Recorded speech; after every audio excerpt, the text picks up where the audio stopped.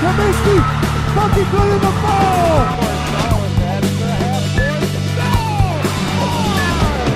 Santel, all the way to the basket, foul, lays it in for two!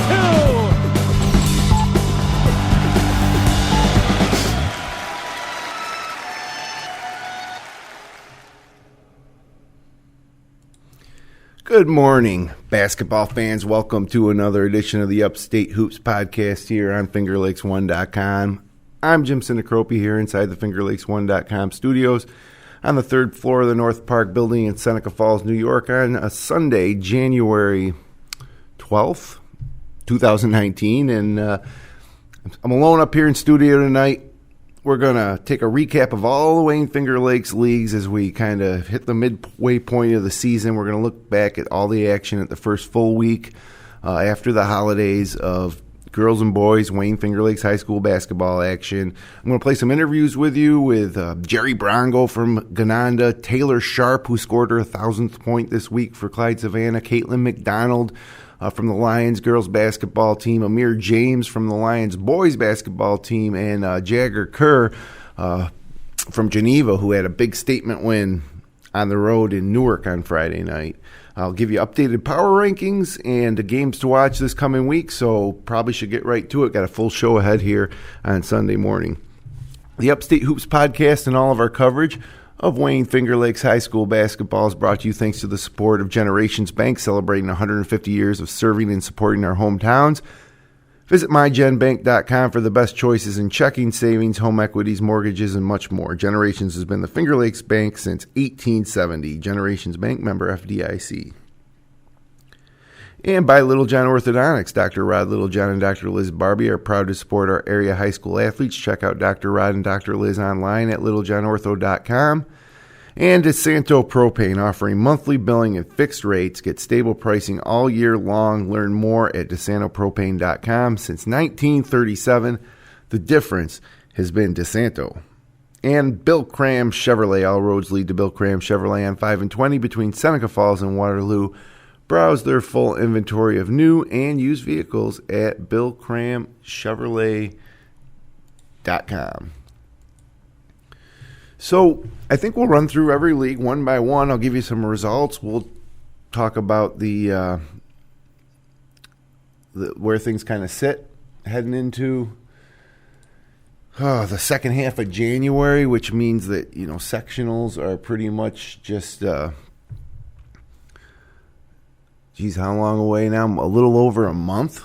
I think things get started a little later this year, so I think one of the last days of the regular season would be like February 16th, 17th, 18th. Brackets will come out. We'll do our bracket show in here, of course, and then the following week it all starts. So we're not too far away, and it feels a little spring-like this morning. Pretty windy outside, but warm. The past couple of days have been warm, so it doesn't feel like we're in the middle of winter, in the middle of the basketball season. But a lot of action. Start with the Finger Lakes East boys because it's probably one of the most intriguing leagues in the fact that you got these top four teams that are going to be vying for that league title.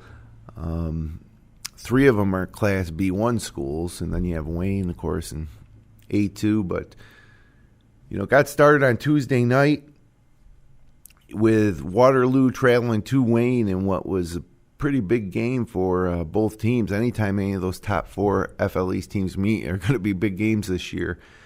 And, Wayne trailed by 20, third quarter. They came out of their zone defense, switched to man-to-man, and then just cruised the rest of the way for an 8-point win. So essentially they outscored Waterloo by 28 points in the last second half of that game. It was Mason Blankenberg leading the way for Wayne with 20 points, Tyler Reynolds with 19, and for Waterloo, John Lawrence with 12. And that was a pretty big win for Wayne because they've now beaten Geneva in overtime. In Geneva, they beat Newark handily in Newark, and they beat Waterloo now in Wayne. So they're the one team that controls their own destiny here in the Finger Lakes East already, having beaten those top teams. So they'll all get a shot at him again, but two of them, Geneva and Newark, are going to have to go to Wayne, and then Waterloo will host Wayne. So also on Tuesday night, Minders dropped an overtime game at Penn Yan. That was a pretty devastating loss for Minders and a good win for Penn Yan. Now, Minders, Penn Yan, Palmac, Mid-Lakes, they're on the bottom half of this clearly defined Finger Lakes East League this year. But Minders and Penn Yan are both Class B1 teams, or B2 teams, with a shot at sectionals, even though they're probably not going to contend for the league title. They're going to contend for a sectional title, and a bit of a statement win for Penn Yan at home against Minders. Those two teams could meet again in this postseason in sectionals. They'll meet again in Seneca Falls as well. But Jared King exploded for 27 points. He had a big scoring week this week for Minders. Troy Cabot had 16. Then for Penn Yan in the win, Brendan Prather with 21 points, Pete Nicholson with 18, Mason Coover with 13, Kyle Burma with 10, Dom Lafferty with 9. This Penn Yan crew is pretty good and still fairly young and fairly deep. So the more I've seen of Penn Yan this year, the more I like them for sure. Newark went on the road Wednesday night and held off Palmac 54-47, and the Reds shot 12 of 31 from the free throw line, giving Palmac a chance to steal an upset. But Newark did take care of business. And then Friday night, Wayne went down to Penn Yan and came out with a 52-41 win. Just talking about how Penn Yan's improving, how strong they are. They gave Wayne a game down in Penn Yan. Mason Blankenberg had 22, Eli Schichtel with 11, Tyler Reynolds with 10, and for Penn Yan, Kyle Burma had 14, and Devin Gerhart had 9, along with Brendan Prather's 8. So now we move. This was last night, Friday night, not last night, and also Friday night, Mid-Lakes traveled to Minders. Minders got a 76-65 win, pretty big win for Minders, coming off that Penn Yan loss. Jared King had 29 points. Mentioned he had a big scoring week, 27 and 29. And that's really been one of the things that this Minders team has been lacking is scoring, at least consistent scoring. It's usually maybe King or Cabot scoring. Be nice to get them both hot in the same game. Mike Bogart with 14 points, Nick Jones with 9, and Griffin Herron with 8. Mid-Lakes was led by Kyle McCann's 27 and Trevor Van Ostrand 16. Waterloo didn't have as much trouble with Palmac as Newark did on Friday night. Waterloo at home defeated Coach Nolan's Palmac Red Raiders 57-36, behind 13 points from Mike Hubbard and 10 from Julian Ruiz. So where does that put us here? Oh yeah, the probably the game of the week, and the one I saved for last was that Geneva at Newark game that you saw on FingerLakes1.com. And it was surprising to me to see Geneva and their fans go into Newark's gymnasium and just really shut it down. Like took over the place. It was never a close game. Newark guards couldn't handle Geneva's pressure. Newark guards asserted themselves. They looked more dominant, more experienced, more physically dominant. Devin Martin had 25 points, 10 rebounds, and it was, and they were pretty hyped up. Geneva was on that win and their fans, and it just seemed like there was no home court advantage for the Reds. And like I say, a statement win for Geneva after that 64-45 win. It almost it turned this Finger Lakes East race into a bit more of maybe a 2-team race or a 3-team race, but certainly looking at what Newark did this week from the free throw line in Palmac and the way that they just got rolled at home by Geneva, it makes it look to me like the Finger Lakes East might be more of a 3-team race. But, again, we're at the midway point. All these teams are going to play each other again, so plenty of time to flip the script if you're Newark, but definitely got to get some improvement going. I mean, they have great athletes, and they just couldn't handle the Geneva pressure. The guard play for Newark was couldn't get the job done on Friday night, and that's concerning. I think also if you're Newark, because both Newark and Geneva are Class B1 teams. And so not only was this an important league game, but it's a gauge of maybe where you are heading into sectionals. And, Hornell beat Newark as well. Hornell's looking good in Class B1. And it was just a pretty big night on Friday night for Geneva basketball. I mentioned those 25 points, 10 rebounds from Devin Martin. Jagger Kerr finished with 19. We're going to hear an interview from him in a second during that postgame show. Nasir Harrison at 9. Newark was led by 10 from Josh Green and Adam Lombardi with 9. So, how about it? Let's have a listen here to Jagger Kerr's postgame show on the Dr. Rod Littlejohn Smiles with Style postgame show. All right, everybody, welcome back after that big win to Newark High School Gymnasium, Littlejohn Orthodontics Smiles with Style postgame show. I'm Paul Russo, Nick Felice, and we are joined up here in the booth with our Cicino's Pizza and Restaurant player of the game, number 4 for Geneva, Jagger Kerr. Jagger, awesome game out there. Congratulations. Thank you. Big win. This gets you in sole possession now in second place. Obviously, tremendous step moving forward now in the season for you guys. For sure. It was a good team win. Everyone did good. Coach put together a good game plan, and we executed and got a good win.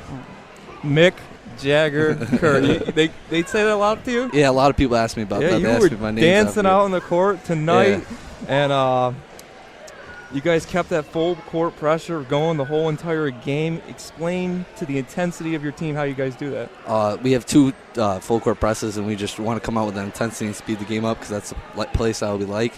And overall, we did a good job speeding the game up and playing to what we want to play to instead of what Newark wanted to play to, for sure. Big night for you from beyond the arc. Call you Dagger Kerr now. Big night for you. Collected 1, 2, 3, 4 3-pointers, 20 points total for you tonight. Yep, it was a good game, but without my teammates and my coach, it wouldn't have been possible, so I want to shout out them too. Absolutely, and we understand that you're going to be going on and playing some lacrosse in college. I know around here anyway, lacrosse is pretty big for you. Obviously, play basketball, play lacrosse. Lacrosse obviously more important, wrong term there, but are you excited moving forward that next chapter? Yeah, I'm excited, but right now I'm focused on basketball, but when lacrosse comes, I'm very excited. I'm going to play with Lemoyne, so it should be a good time, yeah. Awesome. Nice. Well, we'll present you this gift certificate for a one large cheese pizza, Cicino's Pizza and Restaurant. I used it in Geneva, Waterloo. I'm guessing I know where you're probably going to use it, though. Quick question before we get out here, though. Pineapple on pizza, yes or no? No, I'm going to have to pass on that. Thank you, Jagger. You're killing me, Jagger. Congratulations again. Thank you very much. Good game, Jagger. Thank you very much. Good luck the rest of the season. Thank you. Thank you, guys. Yep. Thank you.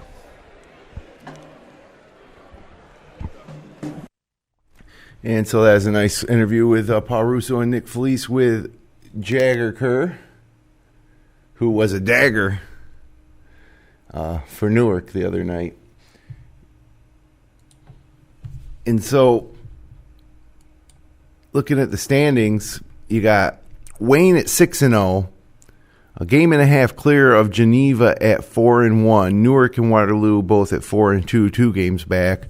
Penn Yan at 3.5 games back at 2-3 in the league, and then you got Minders at 2-4, Pelmac at 1-5, and Midlakes at 1-6. So plenty of great Finger Lakes East matchups coming down the pike. As a matter of fact, next week on FingerLakes1.com, we have a couple of them for you. On Tuesday night, live at 7:30 at Waterloo, it's going to be Newark at Waterloo. And the loser of this game, I think, can pretty much count out their Finger Lakes East title hopes. And again, as I mentioned, Class B1 sectionals, these are all kind of games, that help us figure out maybe who these is going to figure in sectional seedings, but also these teams could meet in the postseason too. And having Waterloo beat Newark on opening night, our first webcast of the season in Newark, and so now this is a huge game for Newark. They just were, blown out of their home gym by Geneva, and now they're going to Waterloo, a team that they beat in a close game in the opener, and they're going to have to look to bounce back against a Waterloo team that's going to be looking for revenge for that loss, and that should be a good one. I'm going to be calling that game along with Kevin Korzaneski, 7:30 on Tuesday night, and then Friday night, Waterloo at Geneva at 7:30. Another huge game. See if Geneva can keep it rolling. And if you remember last year when Waterloo went to Geneva, Kyle Sluka hit that amazing falling out of bounds last second 3-pointer to secure the win, a little buzzer beater. And we'll see if the game delivers that type of drama again on Friday night, as Paul Russo and Kevin Sharp will give you the call on that one from courtside at the Panther Den. So a big week ahead, a couple of big games on FingerLakes1.com from the Finger Lakes East. Now let's go to the Finger Lakes West, boys. Run through some results for you here. Honeoye defeated Naples on Tuesday night, 55-28. Alan Jarasinski with 8 points, 5 steals. Jack Rounds with 10 points, 13 rebounds. Dom Trippy with 12. Naples was led by a double-double from Ben Green, 12 and 12. And this Honeoye team is turning out to be probably the strongest team out of the West, the main contender, I guess, to Red Jacket, who remains undefeated here in mid-January.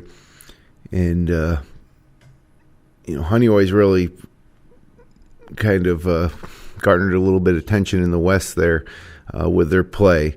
Also on Tuesday night, Red Jacket defeated South Seneca 60-33, 27 points from Chase Rizzo, 17 from Matt Record. And then Honeoye on Thursday night, 2 nights later, on the road against HAC with a nice 53-43 win behind 22 points from Dom Trippy. Red Jacket on the road again, or on the road Thursday night at Romulus, and Romulus is improved, and this was a pretty good test for them, and they failed the test. It was Red Jacket just obliterated them, 68-27. 68-27. That is a 41-point loss for Coach Pieznak's Warriors. Matt Record for Red Jacket had 18 points, 5 assists. Adam Borst had 10 points, 8 assists. Chase Rizzo, 13 points, 7 rebounds. Andrew DeMore with 8 points, 12 rebounds. And Romulus was led with Mike Kaufman's 9. And some other games from the West. Dundee defeated Naples 59-42 on Thursday. And Stephen Webster had 20 points for Dundee. And then Romulus tries to bounce back at Bloomfield just last night on Saturday night, and couldn't do it. Bloomfield 59-41 winners. Simon Willie's 25 points led the way for Bloomfield.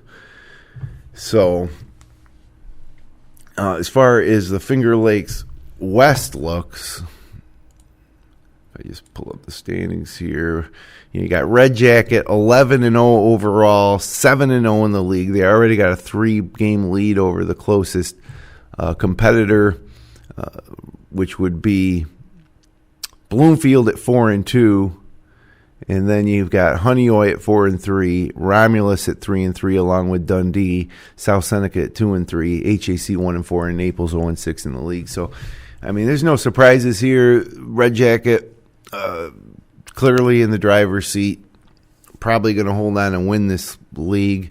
But, Honeoye and Bloomfield a little bit better than maybe we thought going in, and Romulus on the rise, and Dundee as well. The question here out of this West is which one of these teams could be a contender in the class, C2, C3, D1 sectionals coming up at the end of the year.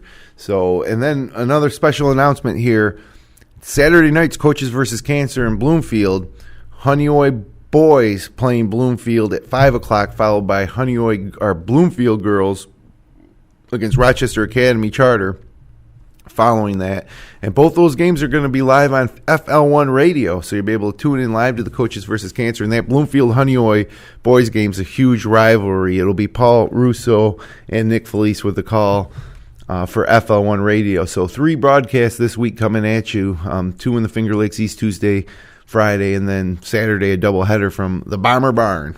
So looking forward to that as the Bloomfield basketball boosters, actually stepping up, contacting us, wanting us to do that game live, and so we appreciate them thinking of us like that and helping to make that possible.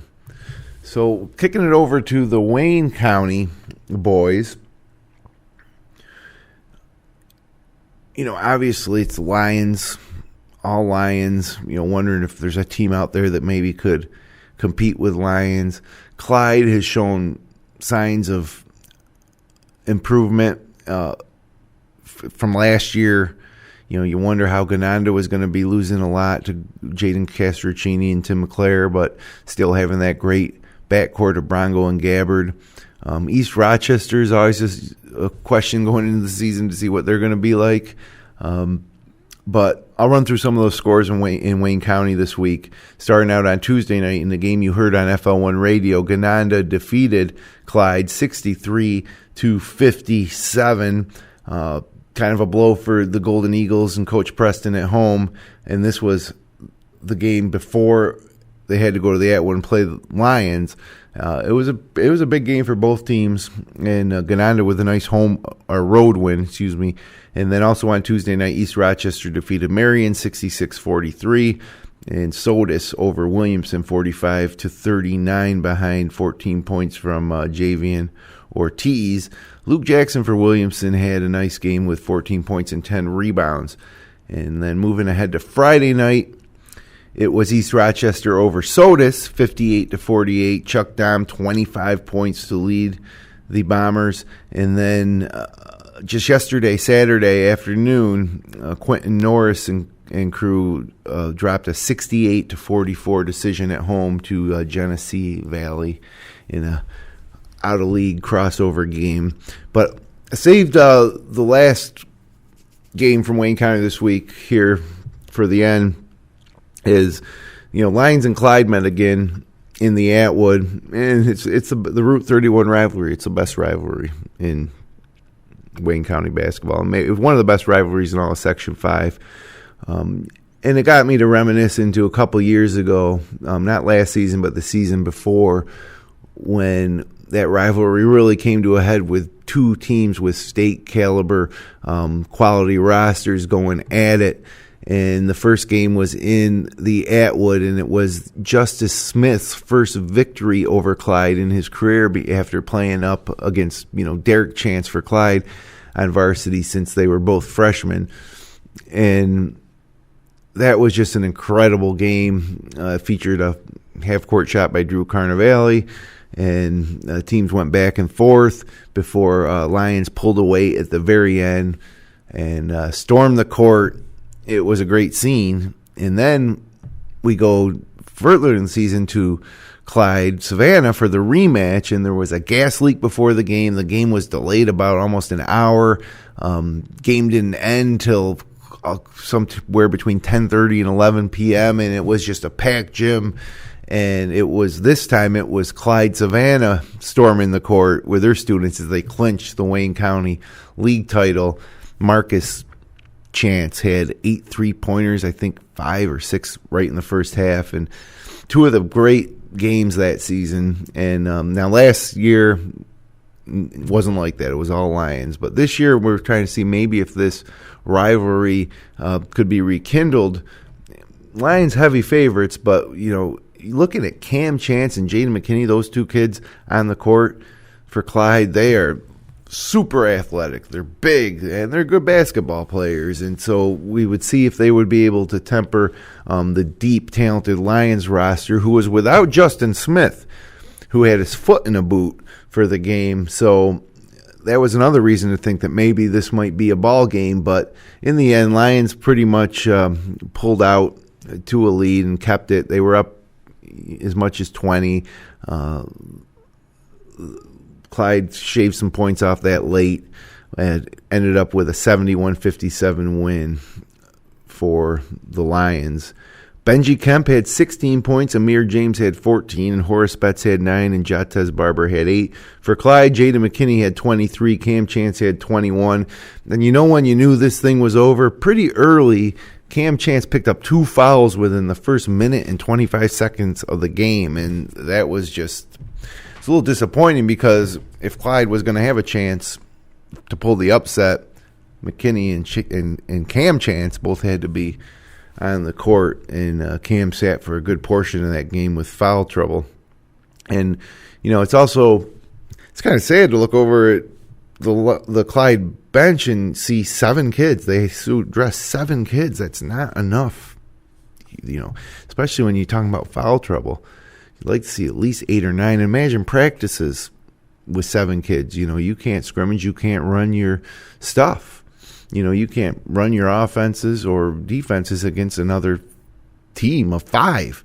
So challenges there in Clyde, and for a school with such incredible basketball tradition, 1993 state champs, and just a few years ago they'd won multiple sectional titles. They had the Bogans and DeSanto and Joey Fanil teams. And then, of course, the Carnivale and Cam Chance, Derek Chance teams.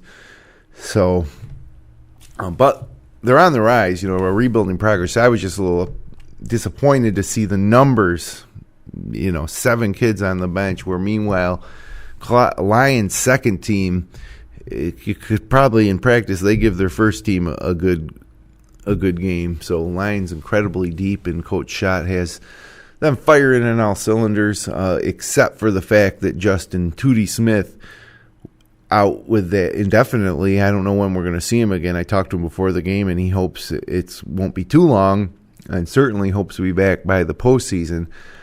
You know, Lions favorites in C2. Without Justin Smith, maybe not favorites anymore. Maybe slight favorites, but they're trying to win the school's 20th sectional title this year, and 3 in a row. And so hopefully Tootie Smith gets healthy. And let's see here, what do we got? I got another interview with you. We talked to Ahmir James after that Clyde Lions game, and Ahmir had a great game, man. What a defender. His defense is probably the thing that stands out most, but, you know, he can hit the 3-point shot, and when he drives to the lane, he has tremendous ups. He can hang in the air and finish. There was one play where he was about to take it to the basket, and Jaden McKinney was trailing, and Ahmir James went up, and he just hung in the air long enough for McKinney to pass by him before he laid it in. And some impressive stuff from Ahmir James, and we're going to hear from him right now as Rhett DeConey and I sat down with him during the Little John Orthodontics postgame show at the Atwood Gymnasium. And welcome back, everybody, inside the Atwood Gymnasium here in Lyons, where your final score once again, Lyons 71, Clyde-Savannah 57. Lyons improves to 9-1 on the year, 6-0 in Wayne County. Clyde drops to 5-4 and 2-4. And it's time for the Little John Orthodontics Smiles with Style post-game show. Rhett and Taconi and I glad to be joined here in the broadcast booth with our Cicino's Pizzeria player of the game, Ahmir James, Jr. Ahmir finished with 15 points, including several spectacular hanging in the air, little dipsy-do finishes at the rim. I mean, that's become your trademark, right? Yeah, I've been practicing, always been practice. And you've also been able to step out and bury some threes. I think you had 2 threes in the first half, 12 first half points when the game was still kind of close, 3 in the second half, but definitely fun to watch play. And without Justin Smith, Tootie out with a foot injury, you guys talk about everybody stepping up. Yep. Big game. Next man up. Next man up. Yeah, absolutely. And really love seeing you over the last few years, grow as a player. and add more things to your game. I know when you first were on varsity, a lot about defense, and you had obviously with Justice and those guys, but really focused on improving your jump shot, and now you can get inside, you can shoot it outside. What do you think has that been your focus over the last year to really work on that jumper too? Yeah, really my mid-range, because everybody's bigger than me in the middle, so I got to do something to get it over. Right. No, exactly. You're doing a great job too. Pressure on the front of the press. That's your spot. Yeah, defense wins games. Yeah, absolutely. No doubt. You guys keep the pressure on all the teams you guys play against. Love watching that. So, we've been following Lions here at Finger Lakes One back in the days of Damon Hunter and those great teams. And I just can remember for several years Coach Zach Young telling us, man, you got to wait for this group that gets up, started with Justice, the past couple of years, but now this current group, you're just so deep. You've played together for so long. Everybody from Benji is a senior down to J.C. Walker is a freshman. Talk about just playing with these guys that you've played with for so long. Finally being up here on varsity together. It's actually good because Ben, sometimes if we're not playing at the school, he'll help me. If we're at his house, we'll go to the gym and then shoot. And that's how it all starts. Yeah. Now you guys, a lot of you play with Coach Preston in the summer, right, in AAU? Yep. So he knows the personnel of you guys, but last couple of years, Clyde down a little bit. Is the rivalry still what it used to be, or you guys just kind of? I don't think so. Yeah. I think. Is it because you're friends with these guys, or it's just because Clyde's been a little down the past couple of years? A little down. They lost most of their athletes. Well, not all their athletes. Most Man, of them. Most of them. Cam and Jaden, those kids are pretty athletic, huh? I mean, you wouldn't want to run up against Cam in the dark alley. Yeah, I played with Cam in AAU, too. Yeah. He was on our team. Yeah, I like him on my team, too. But yeah, great start to the season. That one lone loss coming to a tough North Star Christian team. What are your goals for the rest of the season here? What makes this a successful season for you guys? We got to improve on defense and work on shots. Sectional title, is that on your radar? We're going to go for another one. Yeah, I mean, that's kind of what it's all about here at Lions, right? Getting those sectional titles. I think, what is it, Rhett? 19, I believe. Second in all, Section 5. Yep. Looking for maybe number 20 this year. So, good luck, Ahmir. Congratulations. I got your 3 large cheese pizza here from Cicino's Pizzeria and Restaurant in Waterloo and Geneva. Enjoy it. And, I guess we'll let you get back with your team and Rhett and I wrap it up. So, congratulations, buddy. Good game. Nice work, bud. So that was our Cicino's player of the Ahmir game, James. Ahmir James, who can't say enough, about how impressive he just goes about his business too. But he is a prolific on-ball defender. I'll say that. Not to mention, what he does offensively. So before we get off of Wayne County and move on to the Finger Lakes East girls, we're going to talk about Marcus Whitman too. Can tell you about the Wayne County standings. It's Lions is 6-0. Gananda is just 4-1, so they're only a game and a half back. But Lions already beat them once. East Rochester at 4-2 sits 2 games back of Lions. Lions already beat East Rochester once. And Sodas, a team who you never know what you're going to get. They're 3-3, followed by North Rose Wolcott at 2-3, Williamson at 1-3, Clyde at 1-4, and Marion at 0-5. But Jerry Brongo and Andrew Gabbard for Gananda, what a great backcourt, and so much fun to watch. And Brongo was our Cicino's Pizzeria player of the game after that win in Clyde on Tuesday night. And so we're going to play that interview with Jerry Brongo that aired on FL1 radio for you next before we move on to talk about some girls basketball. So here's Jerry Brongo with Nate Sharman and Jason Hunt on the post-game show on Tuesday. Good evening and welcome back. We are here with Cicino's player of the game, Jerry Brongo. Jerry, great game out there today. Thank you. And let's talk a little bit about your game tonight, as I think it was all highlighted at the end there when they were playing with a 6-point lead kind of letting the ball roll out so the clock didn't start and you jump in there and grab that ball. Yeah. Kind of explain to us what's going through your head there at the end of the game. So we all know they're going to roll it. They want to keep as much time that they can have to shoot their shot. And usually, like, you want to, like, scare them or, like, jump at it, hesitate so they pick it up quicker. But I saw my opportunity. I just kind of dove for it, hoping for the best, and luckily I got that. That's great. What was the game plan coming into today? We knew Cam was the best player. We were focused around him. Whenever he drove, we were just trying to collapse on him. But we had to do a better job of getting out on shooters because that kind of killed us this game. He told us that at halftime. Yeah, and I guess I like your guys' movement and offense. You guys are very unselfish. Look to find that extra pass. Do you face a lot of teams like Clyde? I mean, that play zone or that have those gaps? Yeah, we go against a lot of zone, and honestly, when we go against zone, it helps us because we love passing. Like, in practice, all we do is pass. So, and I feel like every team just kind of plays a zone against us because they know we can't really, or we can get to the basket. So, you got to the basket really well. Like before we went on the interview, I compliment you on your paint work. Pump fakes, you get people up in the air, and you know the game. It seems like a lot of you guys know the game. Even Gabbard, very very heady, very very glue guys. You need those guys. Yeah, that's good. You guys got to be close. You and Gabbard. I see a lot of. I love those alley-oop passes. Mm-hmm. Not necessarily an alley-oop lay-in, but you and Gabbard pretty close off the court as well too. Or? Yeah, we play AAU together for Shock, if you've heard of them. All right.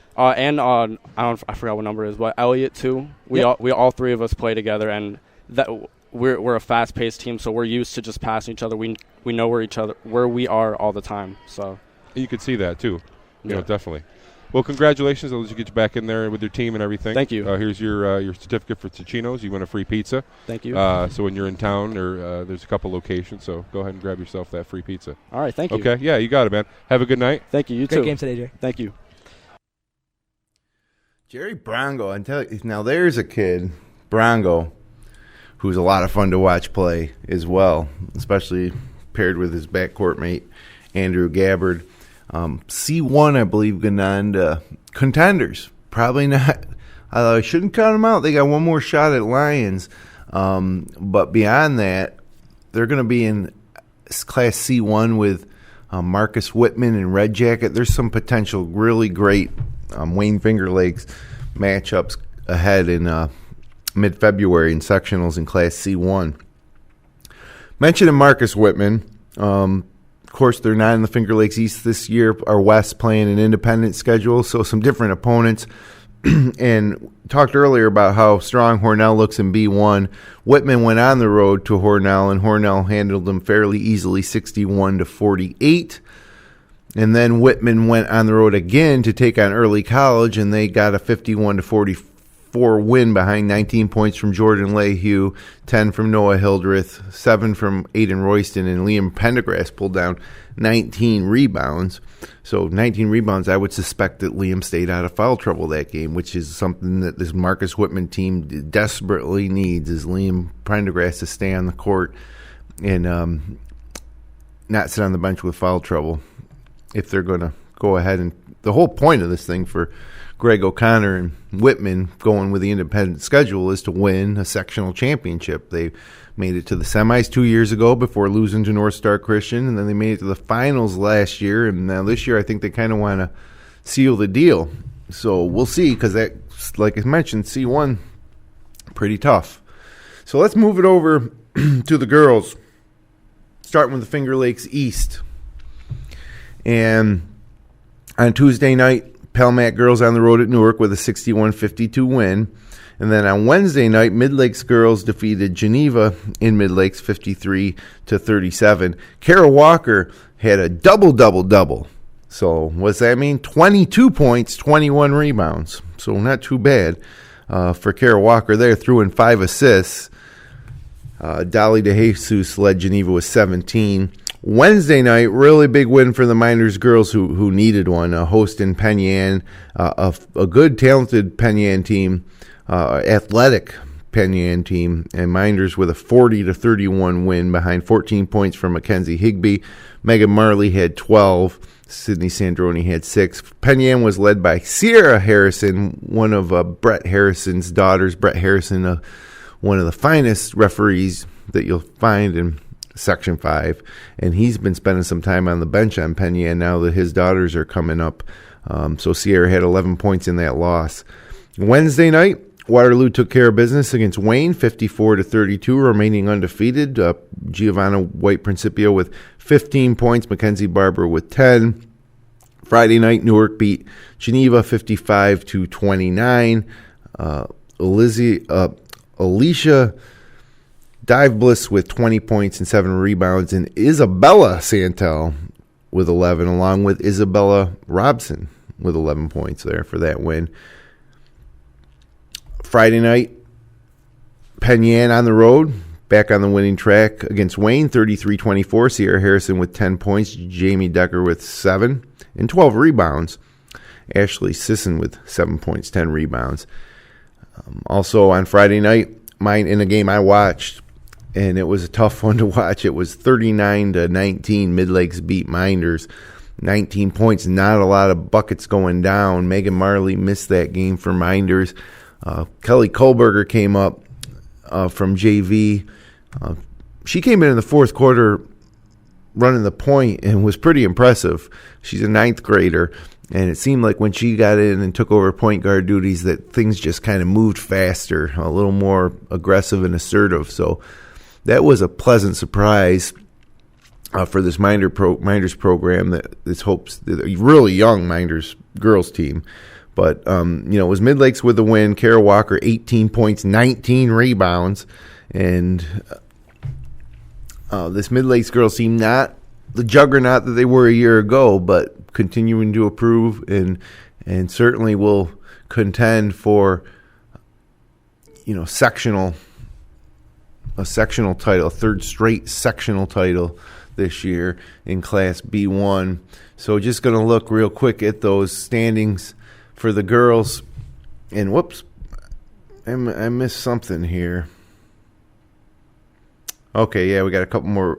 The main result, the big game on Friday night for the Finger Lakes East girls was Pelmac defeating Waterloo, handing them their first loss, 40-39 in Pelmac.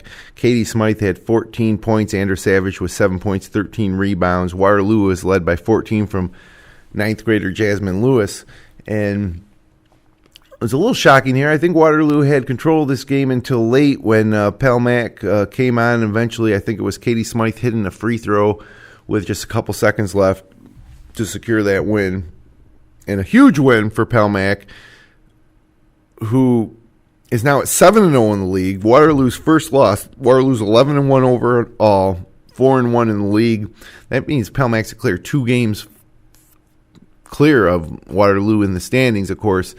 They will play Waterloo one more time. And, Pelmac, a little more experienced and great size, but that Waterloo team just looked unbeatable for much of the season so far. But Pelmac cracked that nut, and now they control their own destiny in the Finger Lakes East. That it looked like it could have been Waterloo's league to win. Mid-Lakes in third, 3 games back at 3-2, and then you have Wayne and Minders tied at 4th, Penn Yan, Geneva, Newark after that. So huge win for Dan Harris's Pelmac Lady Red Raiders, and that looking forward to that rematch in Waterloo later this season. Looking at the Finger Lakes West girls, where Marcus Whitman, currently at 5-0, holds first place, a clear 1.5 games clear of Red Jacket and Romulus. Bry Parzak and his crew, led by Maddie Ryan, have really shown to be probably the class of that Finger Lakes West League. Dundee's improved. They're just 2 games back at 4-2. And then you got Bloomfield, South Seneca, and HAC. Some action this week. Dundee defeated Sodas 40-14 on Monday. So, there's a Wayne County FL West crossover. Again, Sodas not near the top of those Wayne County standings, but when you look at those crossovers, you try to evaluate maybe the strength of the leagues, and that didn't bode well for Wayne County. But Mackenzie Strait, 17 points. She's been having a great season. for Dundee, who is really improved over last season. And then we move up. That was on Monday night. Also on Monday night, Red Jacket defeated Women's Prep 56-10. 15 points from Sydney Close and Lillian Pinard with 14 and Ashley Reed with 12. Wednesday night, Red Jacket, again, now going on the road, defeated South Seneca 49-36 in the game. A little bit of a league rivalry there, and South Seneca really having a tough time getting something going here. We knew this would be a bit of a rebuilding year after just an amazing stretch of dominance by South Seneca over the past 5 or 6 seasons, and Red Jacket, a little more experienced crew, went into the Jack Guinan Gymnasium and got a 13-point win. Ashley Reed had 13, Sydney Close had 12, Olivia Hotchkiss had 10, and for South Seneca, Logan Shaw is 12 points, 5 rebounds, Haley Bentley was 6, Maddie Poth was 6 as well. Wednesday night, another crossover with Sodus. HAC defeated Sodus 54-39 behind 17 points from Anna Thomas. Chloe Fowler had 14 points, and Zoe Crago had 8 for Sodus. Tiana White led the way with 21. Also on Wednesday night, Marcus Whitman with a test as the Dundee Scots came to town, and they passed 41-32, 9-point win. And it was Katie Deathridge's 13.7 rebounds to lead the way. Emily Paddock with 9. Alyssa Chase had 7 and 7. And Maddie Ryan pulled down 12 rebounds for Marcus Whitman. For Dundee, Mackenzie Kratzley had 15 points, 10 rebounds. And Mackenzie Straight had 10 points, 6 assists, and 7 rebounds. And then Marcus Whitman just yesterday on Saturday, another league game on the road this time at Bloomfield, place where Finger Lakes 1's going to be on Saturday night for that Coaches versus Cancer doubleheader. Marcus Whitman wins 47-34, and Maddie Ryan breaks out with 27 points in that one. Olivia Casperson had 15 points for Bloomfield. So Wayne County girls, and now Wayne County girls has turned out to be one of the best leagues competition-wise within the league in all the Wayne Finger Lakes. It's really up for grabs, and I'll run through some of the scores from this week. East Rochester defeated Williamson 50-41. Samantha Lewis with 21 points to lead the way there. Zoe Zoots with 10 points, 12 rebounds, and Paulina Lexer 8 points, 13 rebounds. Monday night crossover, big win for the lady. This was a big week for the Lady Lions. They defeated Marcus Whitman in Gorham, or Rushville. Where's the school? I think it's in Rushville. 56-46. Caden Crago, 14 points, 2 assists, 2 rebounds, 3 steals. Amani Harder, 14 points, 6 rebounds. Latavia Blaisdell, 9 points, 10 rebounds. Huge win again from Lions against the first place team in the Finger Lakes West. I mean, that one jumped out at me. And then 2 nights later, the Lady Lions, and the Clyde-Savannah Lady Golden Eagles met. That's a rivalry, too, and this one did not disappoint. Lions win 60-56 behind 23 points and 6 rebounds and 7 steals from Amani Harder. Caden Crago, 20 points, 6 assists. Latavia Blaisdell, 12 points, 11 rebounds. For Clyde, the freshman, Jada Larson, probably could be, as a freshman, the best player in all of Wayne County. 29 points, and a huge night for Taylor Sharp, the senior, who scored her 1,000th point. And we're going to hear from Taylor Sharp in a moment as we interviewed her at halftime of the Lions-Clyde boys game, along with Caitlyn McDonald. So I'll play that for you in just a second. I'll run through some more scores here. Gananda 37, North Rose Wolcott 32. East Rochester beat Red Creek, big win. All these teams are contenders, whether it's ER, Red Creek, Lions, Gananda. Clyde's been better. Wayne County's pretty balanced this year. And Izzy Wilbur, 33 points, 8 rebounds, 4 steals, not enough there as ER wins by 12. And then Williamson, who's combined with Marion this year for the girls, beat Gananda in Gananda 43-39. So that was kind of a shock. I think Gananda's and Coach Mewison for the Lady Blue Panthers are going to be kind of trying to rebuild this year, get better towards the postseason. But nice win for Williamson. North Rose Wolcott beat Sodus 43-26. And then I think this was Friday night. pretty big win for another big win for Lions. So Lions with 3 big wins this week, the Lions girls. Very impressive. Hosting Red Creek, they win 64-51. Latavia Blaisdell, 23 points, 14 rebounds. Caitlin Crago, 16 points. Amani Harder, 10. Caitlyn McDonald, 8 points, 8 rebounds. And for Red Creek, Izzy Wilbur, 20 points, 10 rebounds. Jenny Easling with 11, and Jesse Bolton with 8.6 rebounds. So big win, big week for Lions. And we're going to hear from Caitlyn McDonald from the Lions team, who sat in along with Taylor Sharp, who just scored 1,000 points, with me during the Bill Cram Chevrolet halftime report in Clyde on Thursday night. So I'm going to play that. Well, before I play that interview for you, let me just look at these standings here in Wayne County girls, because they're tight. It's tighter than any other league. You got East Rochester and Lions tied for first. So Lions wins 3 games this week to pull even with the Lady Bombers. They're both 5-1, and then you have Gananda at 4-2, Red Creek at 4-3, Clyde-Savannah at 4-2.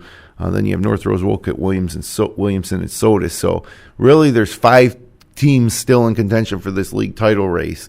And the one that's really stood out this week was Lions and East Rochester. You know, if you had to bet money, I'd say that it's going to be a 2-team race at this point. But I certainly wouldn't count out Red Creek. And then, you know, Gananda and Clyde as well, still with a shot. So let me play that interview here. This episode's going to go over an hour, I can tell already, because I still got to get you power rankings. We got to look at the week ahead. But first, I want you to hear this interview with sophomore Caitlyn McDonald from the Lions team. Coach Kristen Bassett's squad had a great week this week. And then individually, Taylor Sharp with a milestone 1,000 points scored in her high school career. So let's go back inside the Atwood for this interview here. And welcome back inside the Atwood Gymnasium. Your score at halftime, Lions 37, Clyde 24. It's a Bill Cram Chevrolet halftime report, and I'm joined here in the broadcast booth with a pair of basketball players who are familiar with the Clyde Lions rivalry. To my right, I have Caitlyn McDonald. She's a sophomore at Lions. Last night, Lions defeated, if I just grab this, Clyde 60-56. Was that game over in Clyde? Yeah.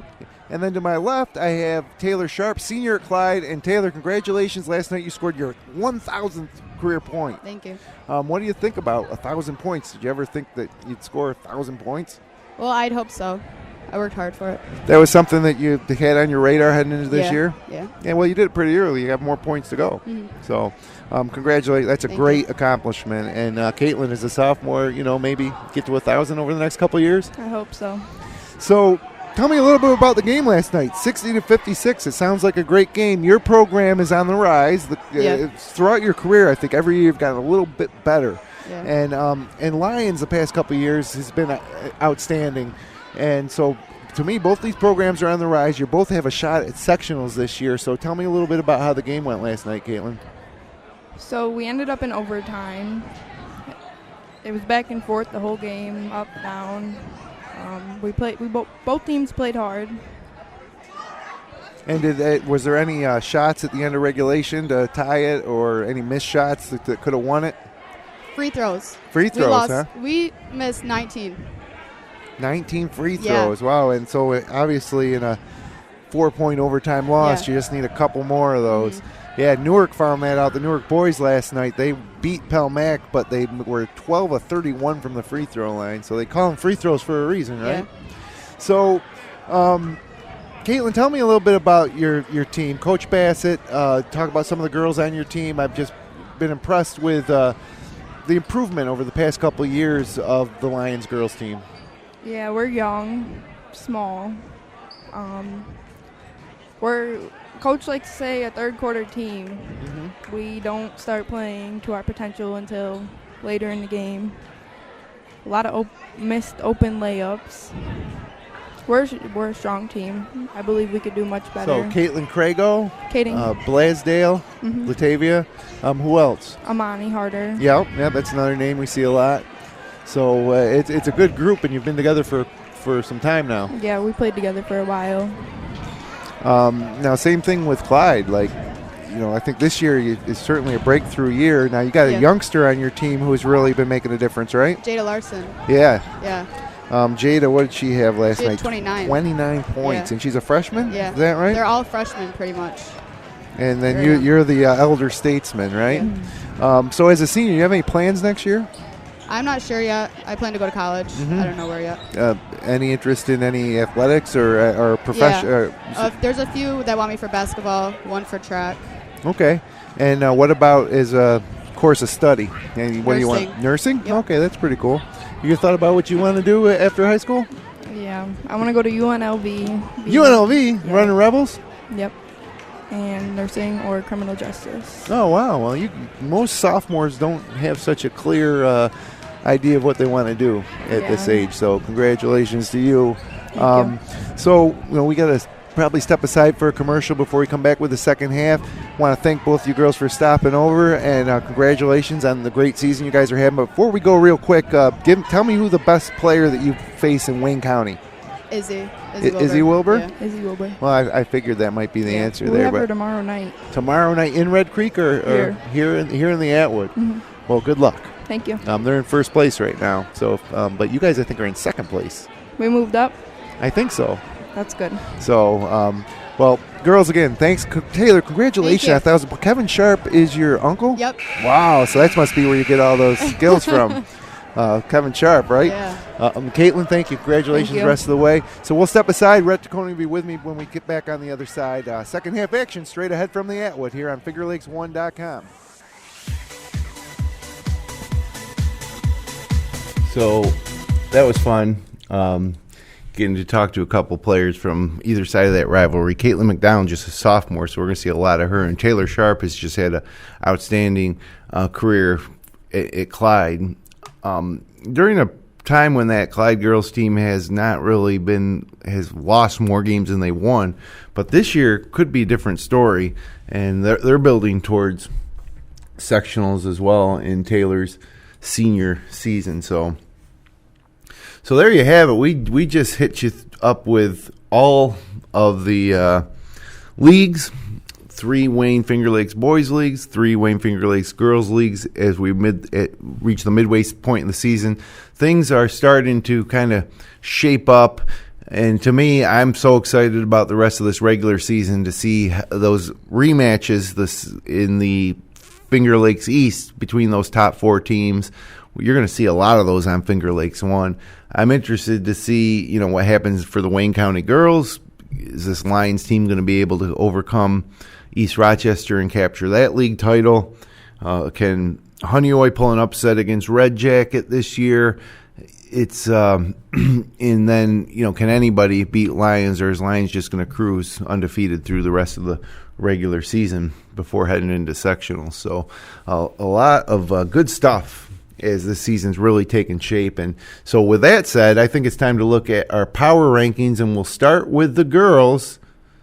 As Pal Mac back in the top spot, Waterloo's held it for the past 4 or 5 weeks, but Pal Mac with that win over Waterloo up to 1, and this was the tough one too. Maybe there was a little mistake here. These might have been compiled a little bit hastily as Whitman lost to Lyons, but still at number 3. East Rochester tied for first with Lyons and Wayne County at 4. Midlakes at 5. Minders at 6. Lyons at 7, moving up from 10, I think, 9 or 10 to 7.